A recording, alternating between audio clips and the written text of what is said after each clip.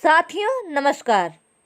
आप देख रहे हैं आपका और मेरा YouTube news channel India news star. India news star में आप सभी का स्वागत है। राम लहर साफ तौर से दिखाई दे रही है। जिस तरह भक्त नंगे पांव सर्दी में दौड़कर आ रहे हैं, राम लहर नहीं तो क्या है। अगर राहुल गांधी का पॉलिटिकल मतलब है तो राम लहर की राजनीतिक तौर पर बात की जाए तो राम लहर नहीं, राम सुनामी कह रहे हैं लोग, जिसका फैसला जनता करेगी, जिसके लिए आपको लोकसभा चुनाव का इंतज़ार करना पड़ेगा, जिसके लिए भारतीय जनता पार्टी पूरे जोश में दिखाई दे रही है। वही राहुल गांधी भी लोकसभा चुनाव की तैयारी में जुटे हुए हैं और भारत जोड़ो न्याय यात्रा लेकर आज बिहार में इंटर करेंगे।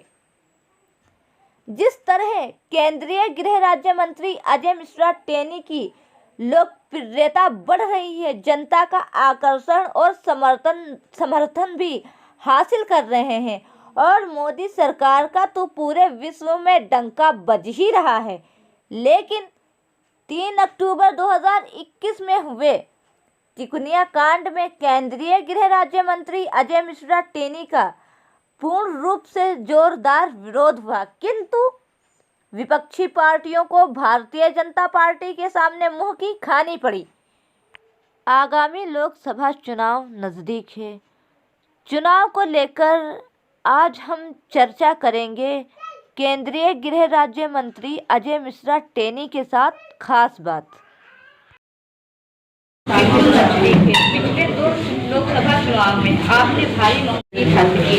2024 का चुनाव आप किन मुद्दों को लेकर लड़ेंगे? देखिए, भारतीय जनता पार्टी हमेशा राष्ट्रहित के मुद्दों को और देश के लोगों के जीवन में एक अच्छा और सकारात्मक परिवर्तन आए, उस दृष्टि से हम लगातार काम कर रहे हैं। और हमारे जो कुछ एजेंडे हैं, जैसे धारा 370 हटाना था, भगवान श्री राम का हमें उसमें सहयोग करना था, समान नागरिक संहिता है, ऐसे इसी इन सब मुद्दों पर काम भी करें और उन पर चुनाव भी करेंगे। लगातार जनता का समर्थन और विश्वास भारतीय जनता पार्टी के साथ और हमारे प्रधानमंत्री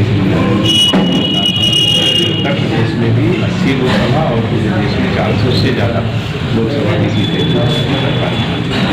सभा हो या विधानसभा, जनता द्वारा पचपेड़ी घाट का जो पुल है उसका मुद्दा उठाया ही जाता है।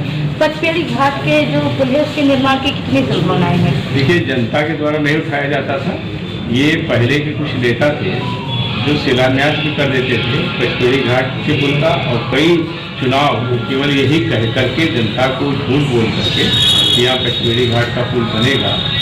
एक तो PWD मिनिस्टर थे उत्तर प्रदेश के, उन्होंने तक में शिलान्यास किया, तो सरिया वरिया डाल देते थे। ऐसे लोग धोखा देते थे जनता को। जनता की इस बात को मैंने विधानसभा में उठाया, उसके बाद चर्चा भी हुई। अभी पचपेड़ी घाट का पुल बनने की कोई संभावना नहीं।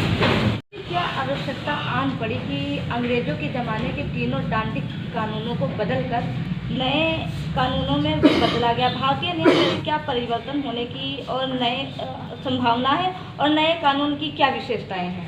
देखिए, जो अंग्रेजों के बनाए हुए कानून थे, पहली बात तो ब्रिटिश पार्लियामेंट में पास हुए थे।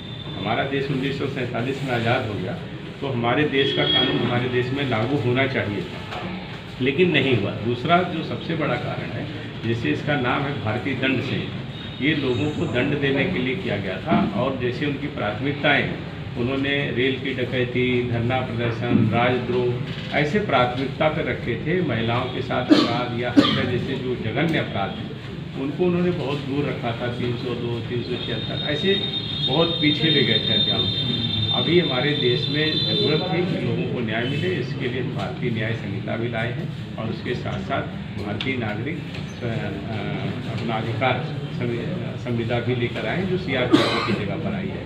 और भारतीय साक्ष्य अधिनियम, इंडियन एविडेंस एक्ट, ये कानून चूँकि एक 1860 का बना था, 1872 और 1898, और उनमें ब्रिटिश पार्लियामेंट से लेकर के बहुत सारे ऐसे शब्दों का प्रयोग किया गया जो हमारी गुलामी की मानसिकता को दर्शाते थे। हमारी सरकार ने उसको बदला है, लोगों को न्याय भी मिलेगा।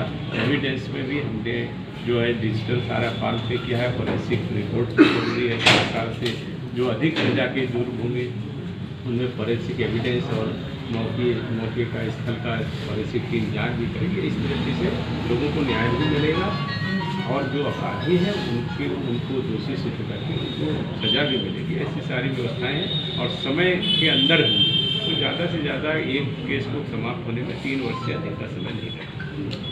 लक्षद्वीप काफ़ी चर्चा में रहा है, आपकी सरकार का क्या स्टैंड रहा है लक्षद्वीप को लेकर? देखिए, लक्षद्वीप हमारे देश का बहुत खूबसूरत द्वीप है और वहाँ मैं गया भी 3-4 बार मैं गया हूँ।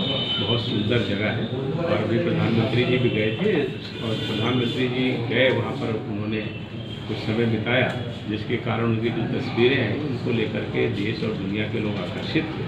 लक्षद्वीप भी हमारे देश का महत्वपूर्ण हिस्सा है, वो भी पूरी तरह से पर्यटन स्थल बने और वहाँ पर लोग जाएँ, उसको देखें। इस दृष्टि से भारत युवाओं का देश है, जिस तरह पूरी दुनिया में भारत के युवाओं का वर्चस्व है, भारत सरकार ने युवाओं को आगे बढ़ाने के लिए क्या कदम उठाए हैं? देखिए, जैसे आपने कहा ये बात सच है, इस समय पूरी दुनिया में भारत सबसे युवा देश है और भारत की सरकार युवाओं के माध्यम से राष्ट्र का विकास करना चाहती है और युवाओं के माध्यम से ही राष्ट्र के विकास के साथ साथ विश्व के कल्याण के लिए भी हमारे नौजवान काम करें।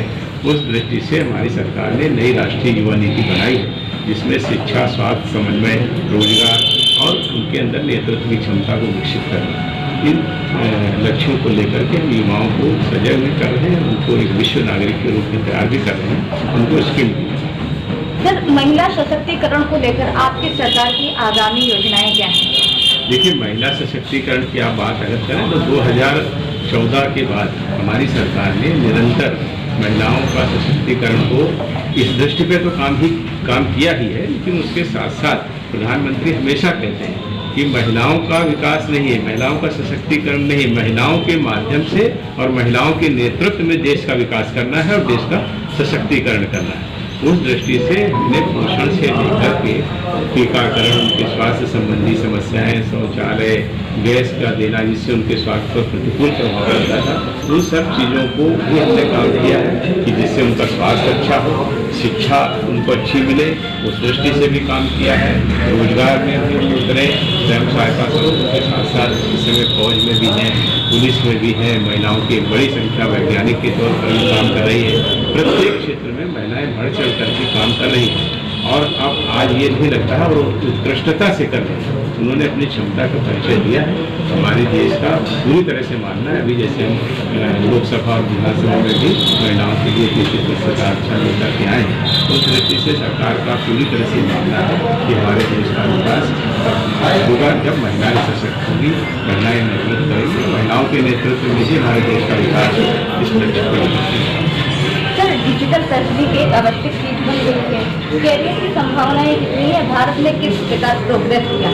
डिजिटल क्षेत्र की अगर आप बात करेंगे तो 2014 से पहले हमारे यहाँ डिजिटल और स्मार्टफोन नहीं थे, बाहर से आते थे। आज हम निर्यात कर रहे हैं, आज बहुत बड़े पैमाने पर अपनी जो हमारी ज़रूरतें हैं उनको पूरा ही कर रहे हैं। उसके साथ साथ दुनिया के दूसरे देशों को भी हम ऐसे डिजिटल उपकरण भी उनको निर्यात करते हैं। साथ ही साथ जैसे हमने डिजिटल पेमेंट को बढ़ावा दिया है, उससे जांच करने के साथ साथ साफ सुथरा और आप देखेंगे तो बिल्कुल एकदम साफ सुथरा लेन देन भी प्रारंभ हुआ है और लोगों की सुविधाएँ भी बढ़ी हैं। आज मुल्क के लिए खरीदना, ऐसी सारी चीज़ें मोबाइल से के माध्यम से डिजिटल माध्यमों से कर रहे हैं और हमारे यहाँ ये बहुत अच्छा परिवर्तन गया है। 60% से अधिक लोग जो लेन देन कर रहे हैं वो डिजिटल माध्यम से हो रहा है और पूरी दुनिया में डिजिटलीकरण में भारत आज पहले स्थान पर है और लोगों ने भी इसको हाथ लिया है। दुनिया में इससे बहुत सहूलियतें बढ़ी हैं और निश्चित रूप से आने वाला समय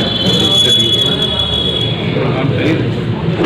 तराई वनों से आज हमारे जनपद लखीमपुर खीरी के सबसे लोकप्रिय और ताकतवर नेता आप माने जाते हैं, लेकिन 3 अक्टूबर 2021 को हुए पुनिया कांड में आपका पूर्ण रूप से जोरदार विरोध था। देखिए, हमारा अगर आप देखेंगे तो हम लोकप्रिय नेता सबसे नहीं, हम तो जनता के आदमी हैं, तो वो खैर आपने कहा उसके लिए आपको धन्यवाद। लेकिन मैं अपने को सामान्य आदमी समझता हूँ, लेकिन ये सबसे बड़ी बात ये है कि हमारा 3 अक्टूबर जो 2021 को विरोध जिन्होंने किया वो हमारे जिले के लोग नहीं थे, बाहर से लोग आए थे, योजना बना करके करने के लिए यहाँ पर आए थे लेकिन क्योंकि हमारे ज़िले के लोगों का या आसपास के क्षेत्र के लोगों का या जो भी ऐसे लोग थे जो वास्तव में न्याय पर विश्वास रखते हैं, ऐसे किसी व्यक्ति का सहयोग नहीं मिला, इसीलिए उनका सारा आंदोलन भी फ्लॉप हुआ और सारी चीज़ें हो गई। और इन सब चीज़ों से मैं घबराता नहीं।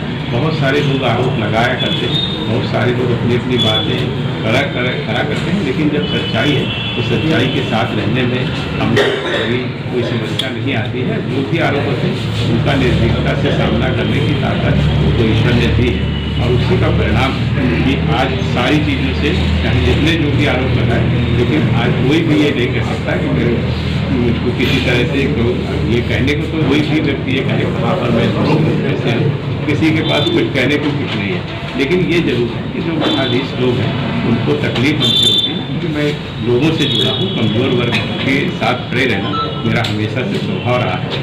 उस दृष्टि से वो पूरे ज़िले के लोगों का समर्थन मिलता है, लेकिन कुछ लोगों को ईर्ष्या स्वाभाविक होती है।